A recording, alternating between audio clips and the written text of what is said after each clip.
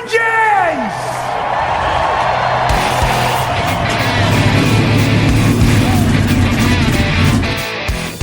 Hit the pace car! What for?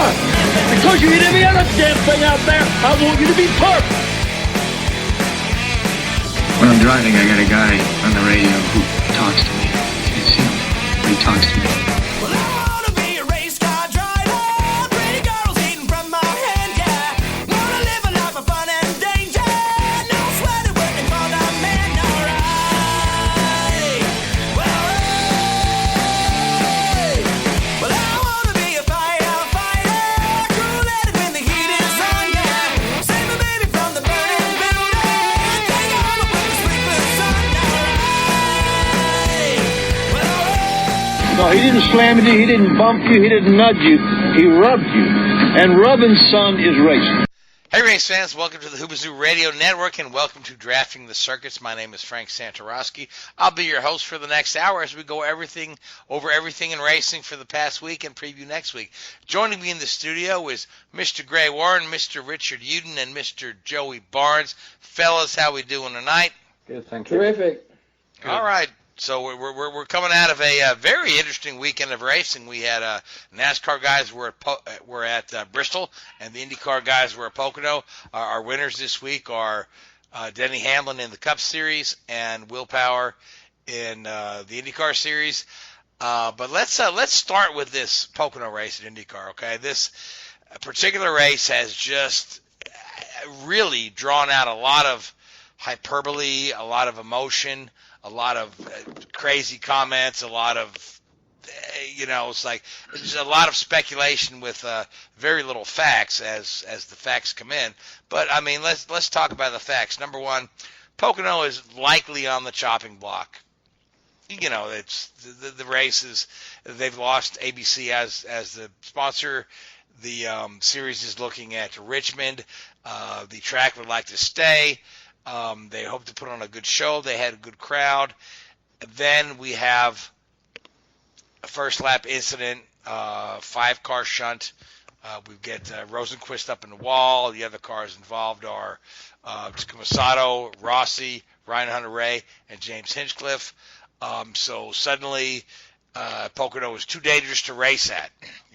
Turn 2 at Pocono is, as one writer put it, quickly becoming the deadliest turn in all of IndyCar. Although, by my calculations and research, turn 2 at Pocono death toll is still 0. So you're bringing out all this stuff, and then everybody wants Takuma Sato's head delivered on a silver platter for causing this, because he's going 3 wide into the turn, which if you look at it, there's 3 wide on the straightaway, well ahead of the turn.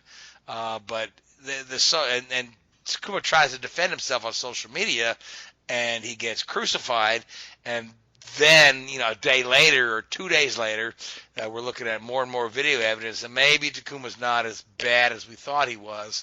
At the end of the day, and then, Pocono did not make themselves look any better by trying to repair the fence with a piece of gate and zip ties. So, people say maybe Pocono was cursed, right? Maybe Pocono was doing his own curse. I don't know. Joey, you watch this, and Richard, you and I both know Takuma pretty well, and Joey, you know Takuma pretty well. So let's attempt to break this down, because trying to break this down from all the social media comments and the articles coming out, both pro and con, is like navigating a minefield. But let's just try to talk this through and just stick with the plain and simple facts. Joey, your take on lap 1 of Pocono? I think that obviously a lot of things are gonna happen where you pile on, opinion after opinion, because this year's coming on the heels of what happened last year with Robert Wickens. And, so obviously there's going to be a lot of feelings, a lot of residual resentment towards the track, towards racing there and things like that because of that. Obviously, it's justified. Can't say it's not. I will say that with this type of IndyCar, I think it's clear that the Universal Aero Kit, this era of IndyCar, doesn't fit at Pocono. Just in my own opinion, I look at it, and I also look at the fact that, we had good racing during the manufacturer Aero Kit era at Pocono, and that was great. But when you look at the way the racing has been 2 years in a row at this track, it is such a high track position place that you have to get out all you can get on the restarts because it thins out. Look at the quality of racing we saw after the restart happened, after we waited an hour and like 20 minutes or something like that and finally got the green flag to go again. It was very spread out. Pagano led quite a bit. It wasn't until Will Power really mixed it up for the lead that we saw anything. The rest of the race was undercuts to pit road and trying to get good track position just based on your in-lap and out-lap and things of that sort. That's the only way that we saw real passing being created was through that. And that sounds, dare I say, F1-esque. And I think you look at this, the style of racing doesn't fit with what IndyCar is wanting to promote. And I think that when you see how we race everywhere else on the calendar, it's great racing. Pocono just doesn't fit it. Everything's so spread out. And as far as the lap one incident, because track position is so vital, that's why you have guys on top of each other like that. You're going to fight like that because after 2 or 3 or 5 laps, it's going to thin out. You're going to have 8 car lengths on the guy behind and in front of you. So it's vital. And let's be fair on this start of this thing. This is a non-issue if Alexander Rossi gets a good start. He got a slow start off the line. We saw Joseph kind of speed away. We saw Pagano speed away. On the inside line, the outside line got bogged down because Rossi couldn't get going, and it stacked up some of the field. And as a result, he made his own luck by falling backwards. Hunter Ray didn't help his teammate out by diving off, coming out of one. Hunter Ray's trying to get all he can get because of the key track position and how vital it is. And at the middle of this all happening, you've also got Dixon and Takuma, and everybody's kind of around each other, and you get the 3 wide effect. It's a non-issue if the start's good, but the start wasn't very good. And there were some comments I read from folks at Race Control that maybe they shouldn't have thrown the green, let them go another time around. I don't know. The comment I read was from a anonymous source, so I mean take that as you mean it. But they were trying to attribute something to our Lion Dyke said the start was crap, the start was shit. They shouldn't have thrown the green right then when they did. But I mean at the end of the day, if they did call off the restart later. Yeah. Remember whenever they got the restart, they were trying to come back to green. They did wave off that restart and made them go again, and that was after that extended red flag period. Right. So maybe they learned a lesson from the first one. Yeah, I don't know, but it really looked to me like several cars were really slow off the grid. Rossi being one, Ryan Hunter-Ray being another, Graham Rahal being another, and there were some cars that were really fast getting off. Simon, Dixon, and Takuma for sure. And Takuma looked like he was trying to follow Dixon through on that high line when these other guys were just kind of, I don't want to say Joseph brake checked the field, but because back when they said Will Power brake checked the field, the data showed he didn't. But it sure seemed like some of these guys got caught up, and then so you got a faster line on the outside. And they all kind of got squeezed there. And, at the end of the day, everybody is saying, oh, Takuma Sato needs a suspension. So now Richard, I want to bring you in this conversation. You know Takuma pretty well. I mean, and you've watched this replay time and time again. I mean, do you think that his level of wrongdoing warrants a suspension? No. Okay, good. Do you care to comment any further?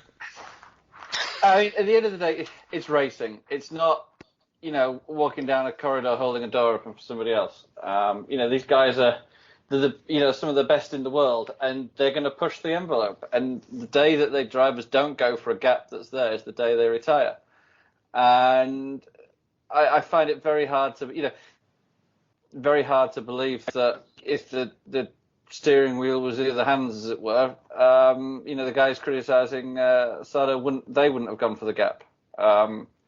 If you told your team boss, oh, I didn't want to go for the gap, I didn't think it was there, he'd rip you one, So I don't apportion any blame to him. I think it's very unfair if people are. I think he's, the guy knows what he's doing. He's not a rookie here. And if they don't like it, then they can go and race somewhere else. Because as far as I was concerned, he didn't do anything wrong there. Well, when you get, and you also have Townsend Bell and the other guy there in the Paul Tracy, criticizing Takuma, and they're the ones that brought up the he should be suspended idea from the television booth. I thought that was way out of line. Oh, you tell me Paul Tracy's never caused a wreck? Yeah. Well, I think Paul Tracy was trying to defend his own thing. He got on Twitter and said, he goes, hey, I got fined $50K.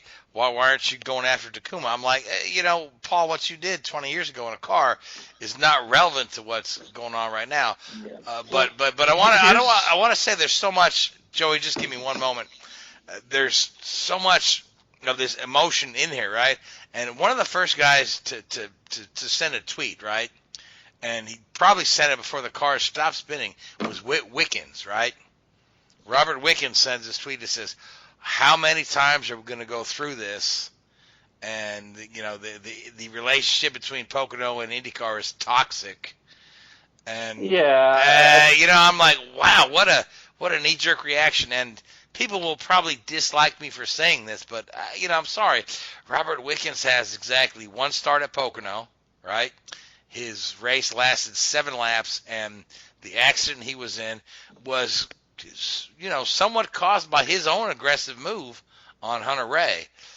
So for him to kind of like throw this out there for everybody to latch onto and say, oh my God, we just need to abandon this place and never go back to this death hole of Pocono is just, you're creating, you're creating this emotion that's not based on fact.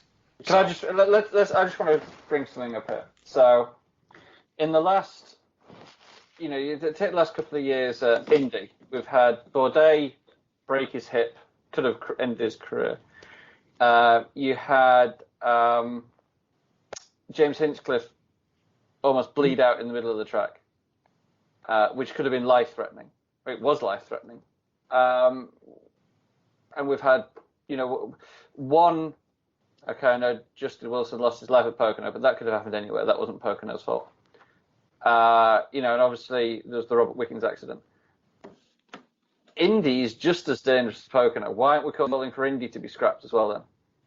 There you go. Yep, that's the crux of the argument. Yeah. I think it's a product of how the drivers also raced it. Because you got to think about this. When we're at Indy, you're giving drivers 2.5 weeks, 3 weeks to prepare for that race. And so you give them a ton of track time. And in this situation, whether it's right or wrong, and anybody's opinion is their own, but we give everybody a 2-week break because the summer grind is exactly that. It's a heck of a grind. And after 2 weeks, you're coming to Pocono. So you go from sitting on the couch trying to relax, hanging with your family, and then bam, you're strapped in a rocket doing 230. With the rain didn't do anybody any favors, but we were estimated 2 hours practice, and it was supposed to be spaced. We ended up with 1 2-hour practice before we put everybody in a car and told them to go get it. So I think the preparation maybe could improve, but I also think that you're looking at drivers that approach Pocono completely different than they do Indy, because there is a style that you race with Indy, because we've learned it, because this Universal Aero Kit has had so much time on that track. There's no comparison which one has way more track time, obviously, with the month of May favoring Indy. But I think that as a whole, it doesn't make sense when you've got guys racing Pocono completely different, attacking it completely different. And what I wanted to say earlier, I don't want to obviously get too caught up in it, but on the Takuma thing, obviously camera angles show the steering inputs from each driver. So, and that defended Takuma for his own incident. But I'll say this, is that even if you're in Takuma's shoes, you're still going into an entry that's only 1.5 lanes wide in turn 2. So you still have to prepare to narrow that corner up to take in the wide entry the same way that you would attack turn 1 at Indy. You have to, the way that we've seen him do those wide moves, those sweeping 3 wide moves that won the thing. He's still going to have to approach that corner and try to do that. And in order to do that, you're going to have to make some sort of move at some point to put an input to get into that corner. And unfortunately, 3 wide, I don't care how wide the track is, it damn sure don't work trying to get into turn 2 when it's only 1.5 grooves. So somebody was going to have to give there, and at the end of the day, no one was going to give because of the vital track position that that place presents. But no, Frank, I know that one of the things that was a big deal to you was the red flag safety innovations that we saw. So, What, you mean the zip ties on the fence? I mean, DIY, I guess. Yeah. I mean, it's like they should have. I guess they tried to do that before. I believe IndyCar officials came in there and helped them out with something different. But that image on Twitter does nothing to. That image of them sticking a gate there does nothing to, enhance the argument that we should stay at Pocono. Well, I'm a Pocono supporter. I love the track, and to Joey's point, I would love to see more practice time. I hate the fact that we got rained out, but at the end of the day, they're doing nothing to help themselves when you see stupid stuff like that. Well, they're reducing practice time everywhere. I mean, they've even reduced. You get more at Indy than you do at other tracks, but it's still greatly reduced from what it was 6 years ago. But Pocono, the whole event has been star-crossed there since they went back, and it's such a shame because they had what I thought was a pretty good crowd there for this thing. And when I saw the crowd at the beginning of the race, I thought, well, this may be good for IndyCar. They need to, as we talked last week, they're in that Northeast market with New York and only a couple hours away, and they need to be in that area. They need to be there. And I think it's a shame if they get rid of that race. And I mean, if they keep going every time they have some bad luck at a place, they're not going to have many tracks left that they're going to race at. They've ditched Vegas, they've ditched Pocono, and they've ditched California. Of course, we've debated here on this show many times about the future of the ovals, in the IndyCar Series, but it's got to stop somewhere. I mean, you've got to come up with something where you can if your series is going to grow and continue to grow, and you're trying to get a toehold, to gain viewership, you got to figure something out. I mean, yeah, but Pocono in many ways was kind of there, in my opinion, as kind of a rebound or a fill-in to help serve with Watkins Glen and the fallout that was that short bit. I think that when you look at the Midwest market, I don't want to get on a big track standpoint because I know that we do that quite often on this show whenever I get on board. But we've gone to Gateway, cool, good market. We've got the St. Louis deal situated. We're good in Indy. We need to be going to Kentucky. We see the 1.5 miles race well. You see the race. I know I'm going to be a homer here because I'm from Texas, but to me, Texas was the race of the year so far. And I think you look at the fact that we're going to add Richmond probably in the near future. Well, we can compare that with Iowa.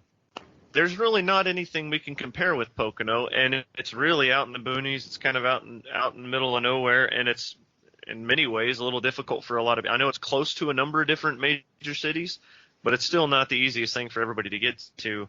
And in today's day and age, people would rather turn on their TV than drive 200 miles to go to a racetrack. So, and obviously an hour and 20-minute red flag doesn't do anybody any favors to keep TV viewership engrossed into the product. So there's some tweaks. We're close, man. We're really close to having something that is just can't turn away elite, but I do think that there's some tweaks that are needed, and I think one of those tweaks is probably not going to Pocono and finding ways to get to Kentucky, finding ways to make sure Richmond happens. Those to me make sense, but that's just my opinion. Yeah, but we still need that presence in the Northeast. Interestingly enough, they said that one third of the country's population are within 2 hours of Pocono, right? So, so what are we gonna? What else do we have up there? Where are they, Frank? Huh? But where are they? not at the track. So like why, I said, but why does it matter if we go there or not? Because it's a huge market. And they need to get an event somewhere up there in the Northeast. I mean, whether it be Pocono or Watkins Glen or New Hampshire, something up there in the Northeast. There's no presence for the series in the Northeast whatsoever. I mean, they need to find an. So would I. I love Watkins Glen. It's one of my favorite tracks in the world. But they need to find an event and make it work. And the relationship between IndyCar and the Glen is so on again, off again. Oh, we need this date. You can't have this date. It's just silly. IndyCar should say, Watkins Glen, what would you like? Let us give it to you. Because if you look at their NASCAR event there, right? It's Stone Cold sellout every year. Based on the date and date equity. If they could start building something there at Watkins Glen rather than being there 2 years here, 2 years there. Well, Help us out on the fly because Boston fell through. Yeah. And put on a race in 3 weeks for us. It's if we could just get together and work together, because I know Mike Printup is the president of Watkins Glen. I speak with him occasionally. They would love to have the IndyCar Series there. IndyCar just needs to kind of be a little more open about what they're doing. So, yeah, I mean, if we run into a situation where, as we keep hearing it, NASCAR is going to fuse their dates together, double header weekends, back-to-backs, things like that. If that situation can play itself out at a place like Michigan, that certainly helps the opportunity for IndyCar to go back to Michigan.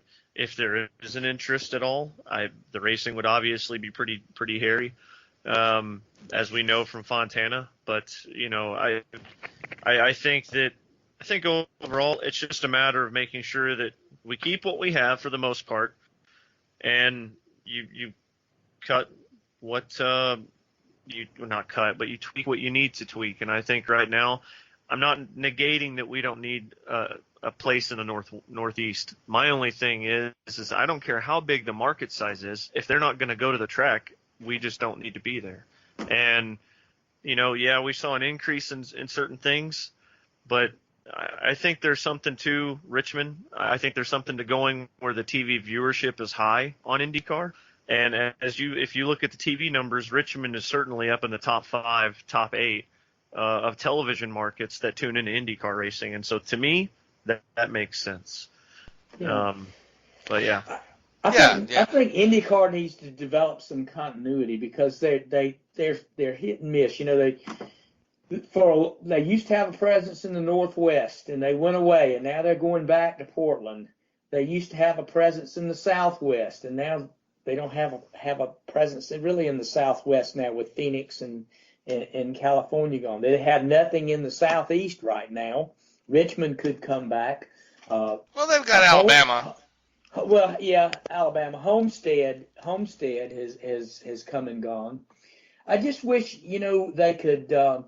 It seems like they're constantly experimenting, but they don't give, like you said, Frank, time to come in and nurture and develop a following or a base in a certain area. Obviously, you're going to have some weather issues from time to time in these in different locales, and you're going to have to market each individual race in those areas. You're going to have to work with the people that the promoters of the race to do it. But I think they're too quick to pull the trigger a lot of times when they abandon it, and it leads to all this flux in the schedule each year. I mean, you've got Indy and you've got Mid-Ohio and some really good tracks that they do well at, but they've got to expand from that base or that core track that that they're going to go to every year. They've got to be able to expand from that if the series is going to grow like it needs to. I think they do that a little bit already. It's just a matter of financially, it's tough to put things. You have to have things short-lived in many ways because of how much everything costs in racing, right? Oh, but sure. I think when you look at the schedule, there is a good base there. I think it's just a matter of making sure the pieces you add are pieces you can keep. COTA was a pretty good race back in March, and it's in a good market. Austin's a pretty good up-and-coming market. I think Portland, going back to Portland, makes sense. Laguna here next month makes sense. Gateway makes a lot of sense. So there's been some really good key additions, and let's be honest. For every 2 or 3 successes, you're probably going to have one lame duck. And so it's just a matter of trying to make sure you don't keep the lame ducks around when they're not necessary. And I think that's all it comes down to. Absolutely. Now, Joey, you wanted to circle back to the safety aspects of Pocono. Yeah, I was actually kind of wondering, maybe y'all got some insight on this, but do you think part of the reason why the protocol for Pocono to do a fence like that, and this is only me asking a question, I don't pretend to assume or know or anything like that, because I'd probably get, chastised for it, but why is the protocol to repair a fence, why was that the idea in place in the first place? I understand that Pocono is more of an independent track. It's not on the SMI ISC kind of band, so to speak. But that just looked very like we should be better than that, right? Well, it's a patch to begin with. It's not. You're not going to go back and fix that fence. And appearances look bad. I'll grant you there, but you got to look at it's in a patch to begin with. It's got to be put up because if you really want to fix it right, come back tomorrow and race. You know what I'm saying? You're not gonna fix it that easily when there's an issue. Well, I understand having a patch, but I'm saying that type of patch. Yeah, when you I look know. at the way that Daytona. Yeah. Daytona has got more speed, and we see better patches put up. Is that just because it's Daytona, or is that because it's? I've seen some pretty rough-looking patches at Daytona, and obviously it's all going to look rough compared to the finished product, obviously. But yeah, that did not give a good appearance. But I mean, obviously they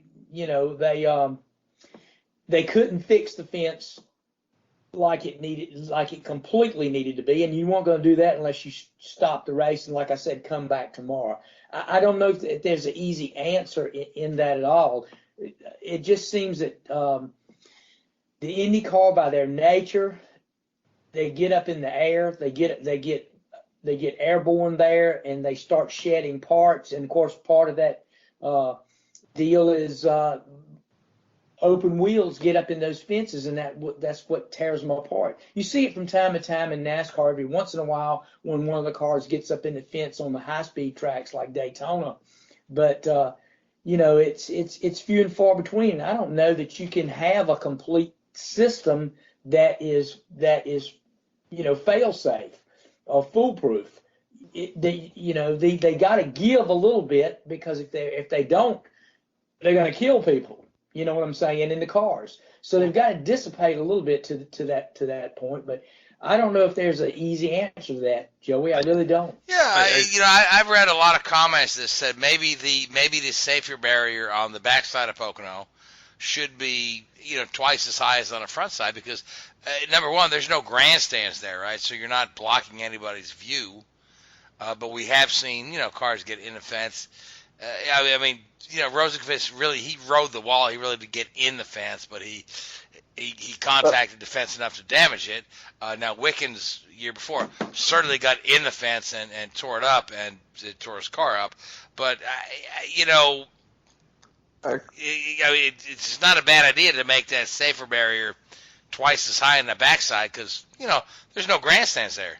Well, for that matter, you don't even need the fence if he's just gonna, if you're going to go, but obviously there's. Well, you don't want the restrictions guy to and go all that flying into the woods, Well, Exactly. I guess right? Sure. Yeah, that's Jim Clark. Well, Yeah. without going too crazy with it, I guess here's where I was wanting to get at is, number one, surely somebody out there has thought of this before. I'm not the guy to do it. Obviously, I don't have the education for it, but I why not mandating different types of patches for fences for accidents like what we had last year, like what we had this year? That's number one. Number two, it feels like there was still a lack of preparation because of the product that we saw to repair the fence. Mm-hmm. And this is a lack of preparation after we know what these cars are capable of due to what we saw last year. Those are the 2 points I wanted to make, is that I feel like there should be something mandated either by the series or by the tracks universally across every single track, not just independent tracks, but across SMI, ISC. I feel like there should be different types of patchworks that are already in place. Throw them in the shed that's stored at the track. Have a safety team be able to run and go get it and bring it back, or construction team, because we know that that's where they put all their cones and for traffic and all these things. You could easily have those things stored there. Have everything there at the ready, so you don't have to go to Home Depot and then come back and then put something up in the fence. Well, if you cast your mind back, 3 years ago maybe, to Silverstone, and Kimi Räikkönen had a big shunt on the farm straight, or whatever it's, Hanger Straight, or whatever, not Hanger Straight, Farm Straight, I think, isn't it? And he actually dislodged one of the Armco barriers, and they had the full set of tools there to, literally, they dug a new fence post and rebuilt the Armco in the space of, it took them half an hour or whatever, but the standard of repair is set out by the FAA that it is the same as the original fence. So if the same thing happens 30 minutes later, you have the same outcome. I dread to think what would have happened if somebody had hit that wall again, or that fence again.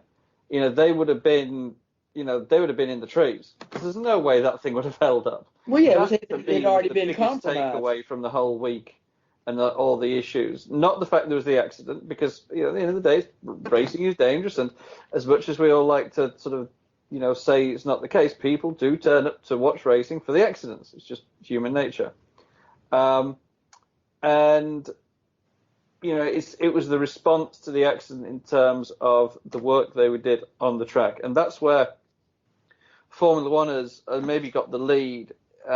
In that, when you look at what happens at the track, every track is the same. They all run to the same standards. They all have the same ideas. You don't see, and maybe a bit harsh to be calling this, but you don't see amateur hour, where there's people running around, as you say, running off to Home Depot, seeing if anybody's got a loyalty card to get some bonus points. Trying to put a fence together that's supposed to stop a car at 200 and something miles an hour. It's funny that you said something in that, though, that kind of resonates. Obviously, the entire thing that you said was valid with the FIA and mandated parts, and maybe that's something that could be executed over here. But also talking about the element of danger, we're over here trying to figure out, our opinion of should Pocono stay or go.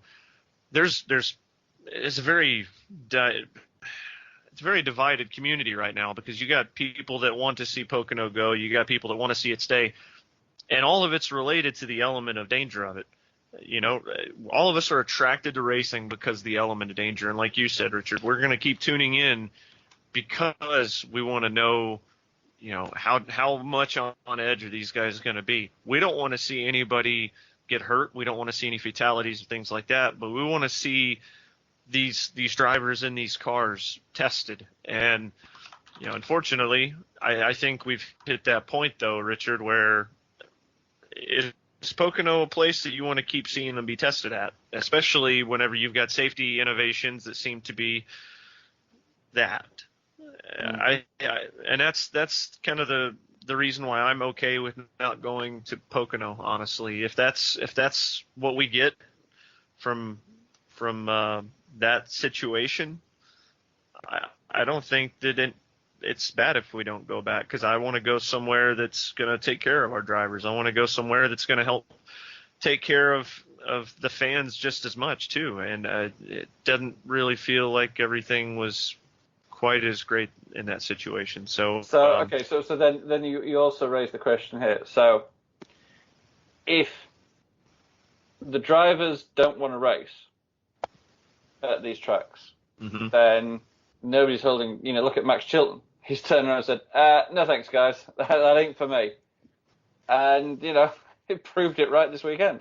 There's nobody holding a gun to these guys' heads to go out and make them do it, to go out there and make them race. They do it because they know the risks, they accept the risks, and they do it because they love doing it. And part of the reason they do it is for the risk. I mean, but isn't that kind of like a I don't want to call it a sucker's move, but like, let's be honest, it's kind of funny, all this stuff going down this weekend with the championship and the Will Power breaking a winless streak, and this subject has dominated our show. I think the kicker here is, okay, let's go with your theory real quick. Let's say that there are some drivers that boycott the race. Let's say it's Indianapolis F1 so many years ago with the tire gate. So some drivers elect not to race, some do. Well, let's say one of those drivers that says no is a championship contender, and let's say the other one is the points leader. Well, points leader is going to keep racing. Championship challenger runner-up right now with 4 races to go says, no, I think it's too risky. Well, look at Niki Lauda. Yeah, well, and that's where I was going with it is, so I think it's a situation where you're put into that situation where if the leader goes, you have to go, right? Because you can't afford to lose a championship for it. Now, at the same time, you can't afford to risk injury or even your life. But at the same token, like you said, these guys, every time they strap in the car, they understand the risks. But there are some risks, in my opinion, that aren't necessary. Okay.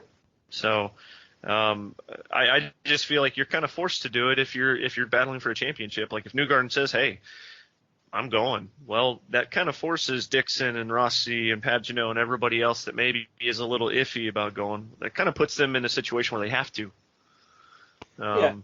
But you look at. I mean, if you look at, I'm trying to think now, top of my head, the last 3,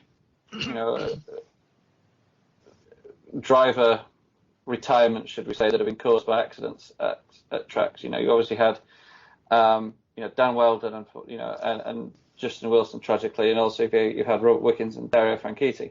Now, Dario's was at a road course. Mm-hmm. Now because of that one accident, are we now turning around and saying that we shouldn't go to road, that style of road course? Well, actually, ironic, we don't go to Houston anymore. That happened in 2013. Is it for that reason, or is it? I'm sure it's not for that. No. We're not at Houston because it's financial. Yeah. I mean, they couldn't afford to put it on anymore. Now, like Franchitti's accident was, honestly, it was a culmination of a couple of other accidents where he possibly could have returned to racing, but his doctors told him, you've had a couple of concussions here. One more. It's the same thing that took Junior out of racing. Yeah, no, it's the same thing that the doctors told Neil Bonnet, and he did not take their advice and tragically lost his life at Daytona. They told him, one more big hit with the concussions you've had. So, but yeah, I mean, Franchitti's accident at Houston was pretty scary. It was reminiscent of the crash at Toronto years ago that took the life of Jeff Krosnoff. Mm-hmm. So yeah, and that was again car getting cheese grated in the catch fencing. So I will say this to kind of move away from this subject that's dominated the show. How about the fact that Will Power did break his winless streak and kind of had that attitude of screw it, today's the day, and we saw that version of Will Power that just flipped the switch, the one that we've waited all season to see. We saw. Is there a chance here that if he brings this Will Power for the last 3 remaining races, that he could put himself into the championship conversation come Laguna? I don't know that. I don't know that he's, close enough to those top guys to get into the win the title conversation. But he certainly has got that monkey off his back of not winning a race since Indy last year, and it was, and I'm a big fan of Will. I have a lot of respect for the guy. I was so happy to see him win. But the other guy that really impressed me was Santino. Mm-hmm. I mean, once again, just like at Indy, he drives through the melee, drives through the wreck unscathed, and has a great race. And here's a kid who was often maligned, in his earlier life, but he's really caught on with the IndyCar fans. People are gravitating towards him. I had a chance to speak with him in May. I mean, he's a good dude. He's very apologetic for the nonsense in Formula 2, but man, the guy has some skills. I mean, I think that there's a handful of things where you're just in the right place at the right time. Those could have just as easily gone the other way if he was just on the other side, if he was on the inside or the outside of the track of things, if he was just flipped in a different position based on who was next to him, if they were just rotated. So I'm going to calm down a little bit on going with you on that fun train there. But I do think he's had a good season. I don't think all the rookies this year have been ridiculously amazing, him included. But I think that, the reason he's in the position he is because he's been able to keep it clean, and to finish first, you must first finish, right? I think his ability to be where he is in the championship standings right now is the inability, and even in the rookie race, is the inability of Felix and Colton to close deals.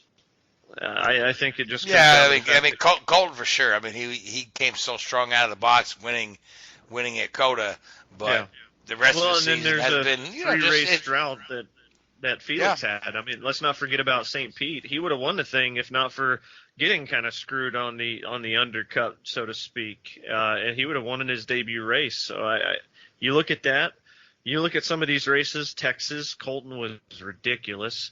And if not for Colton and Dixon getting together and having a caution come out with 30 laps left to go while fighting for second. Santino's running like 11th or 10th at the time. The restart's kind of what helped propel him to get up in even the conversation of a top 5. So, it's taken. Sure, but I mean, let's say, Santino's in a coin car, right? Yeah. Felix is in the Ganassi car. There's something to be said for that. The kid is making the most of what he's been given. And he's he's making hay very, very well. I guess, but at what point can we stop calling a coin car, making it sound like a coin car is not a good car? I mean, ever since we've seen Bourdais come over there, along with Craig Hampson and Craig Hampson, and they've been on fire like the way that Newman Haas used to run back in the day when they were a team. So, I honestly firmly believe that if not for him getting a little too overambitious on his qualifying round at Indy a couple years ago, I actually firmly think that Bourdais, that car, was so thoroughly massaged. That car was going to be a player for that win no matter what the situation, until obviously he wrecked it in qualifying, and we know the rest. But they've improved their program a lot, and I honestly think that the coin program in some ways is better than, quite honestly, the second car at Chip Ganassi Racing, because we've never seen the second car at Chip Ganassi Racing do anything since Dario was in it. So this is true. So I firmly think that it's kind of been an R&D car for the most part, and I'm happy to see Felix do better. I'm happy to see him raise the program overall. And help boost it to where we're not just thinking about Scott Dixon when we think about Chip Ganassi Racing anymore. But, we got to give a little bit more respect to Dale Coyne and what they've been able to build over there for sure. All right. So that being said, we're off to Gateway, and because we need to get some time in to talk about the NASCAR race at Bristol. But let's make some quick picks for Gateway. Last year's winner was Newgarden, who made a quick pass on Simon at the end. So, Joey, who do you like for a Gateway this year? Power. And Gray, who do you like for Gateway this year?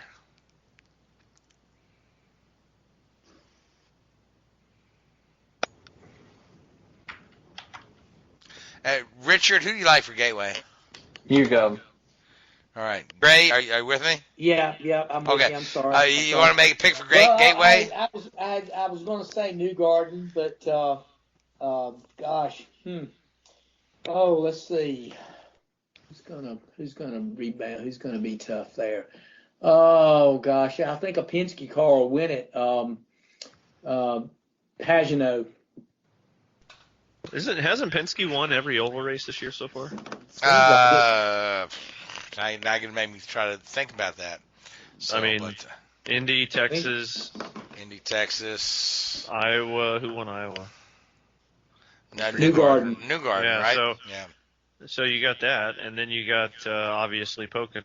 So yeah, Penske's won every oval this year. Yeah. Mm-hmm. That's Okay, insane. so I'm gonna go with Dixon for Gateway and say he breaks that Penske thing. But Gray, NASCAR was at Bristol, the night race, one of the neatest races of the year, and Denny Hamlin took the win. But Matt DiBenedetto was the hero of the day. Man, this guy led the most laps. After getting the news, he was released by his team for next year. It's kind of a sad little story for this guy, but he's certainly building a nice resume for hopefully somebody will pick this guy up next year.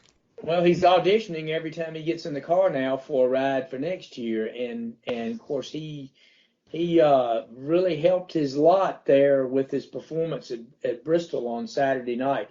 And it started in qualifying and in practice. He was quick in practice, decent in qualifying, and ran near the front and up front. Did what you want a driver to do and a team to do: have their car up near the front, running in contention, and being able to capitalize on the events as they unfold.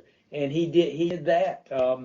Just didn't have quite enough to hold off Denny Hamlin. Hamlin was your pole sitter. Ran good. Ran into a little bit of trouble during the race, but was able to rally back and put himself in position to win at the end. But the whole story was Matt DiBenedetto. It was well publicized, like you just said, Frank, that he's going to be losing his ride next year, which is part of a Joe Gibbs and Toyota move. Toyota has so much talent in their stable right now. They've got to find places to put these up-and-comers. And, you've got guys like Christopher Bell that they've got to find a home for and a seat in the Cup Series. And Matt was just kind of left on the outside looking in.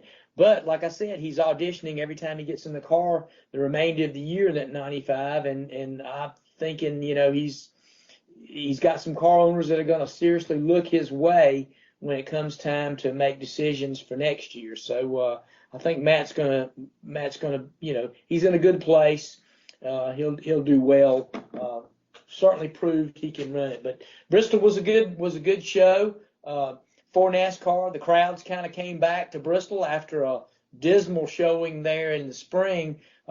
Really good crowd there. And of course the night race is a different animal. It's always well attended and brings back a lot of the crowd, and that's a tradition race, and it's one of the more prestigious races, on the NASCAR schedule, the Bristol night race, and then every driver and every team wants that win on their resume. So, but a good show all in all for that, and I think fans came away pretty happy with the race there. I think a lot of people wanted to see Matt pull it out in the end, but he certainly gave them something to cheer about.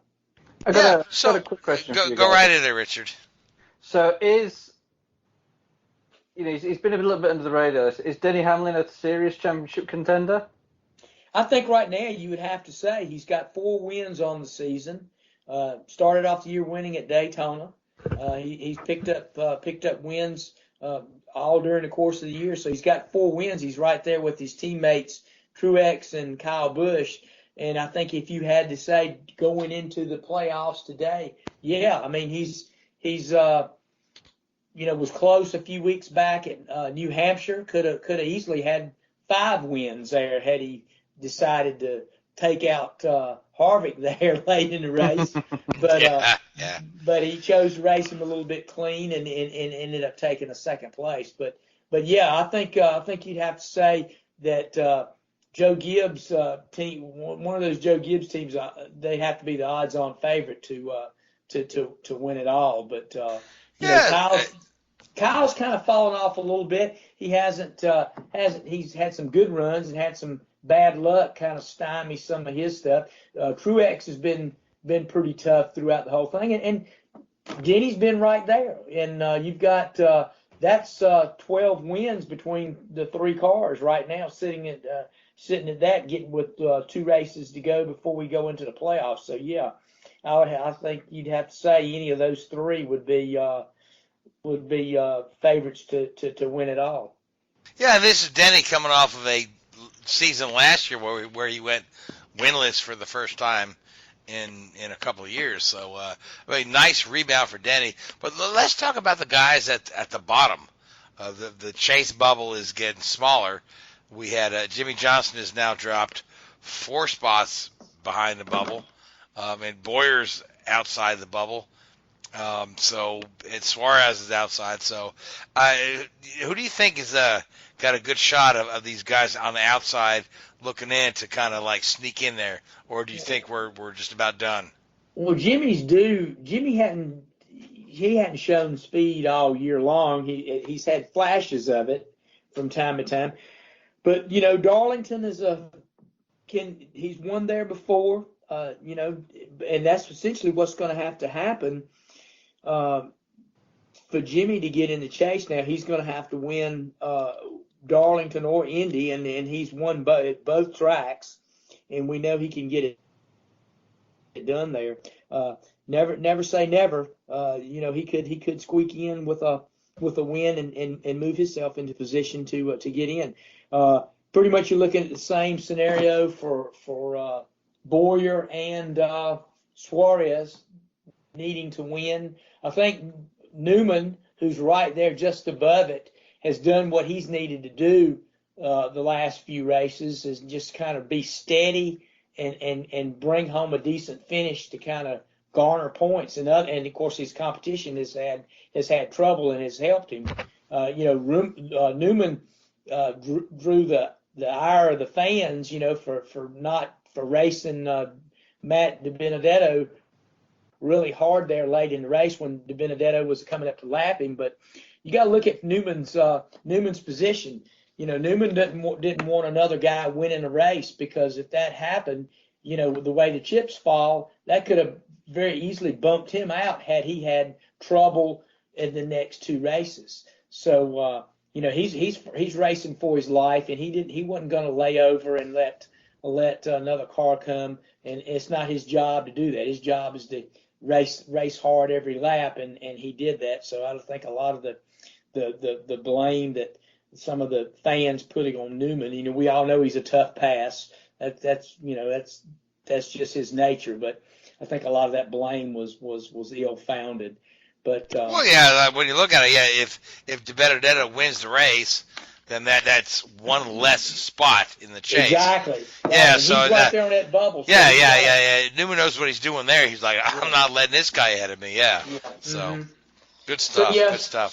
So he's doing it. And you got a few other guys right there flirting with that bubble too. But I guess the principals there are Boyer, Jimmy, and Suarez and Newman right there on that 16th place bubble. But I think, like I said, a couple, 3 of those guys have pretty much got to win in the next 2 races to transfer. All right. So we've got a week off at NASCAR coming up, correct? And then we're at the Southern 500 is next on the schedule. Yep. Richard, we've got 2 more weeks off in Formula One, or 1 more? Yeah, 2 more, I think. 2 more, okay, yeah. So, interesting Formula One story. I read a article that came from a Spanish newspaper that said that Alonso turned down Red Bull. Red Bull asked Alonso if he would go ahead and take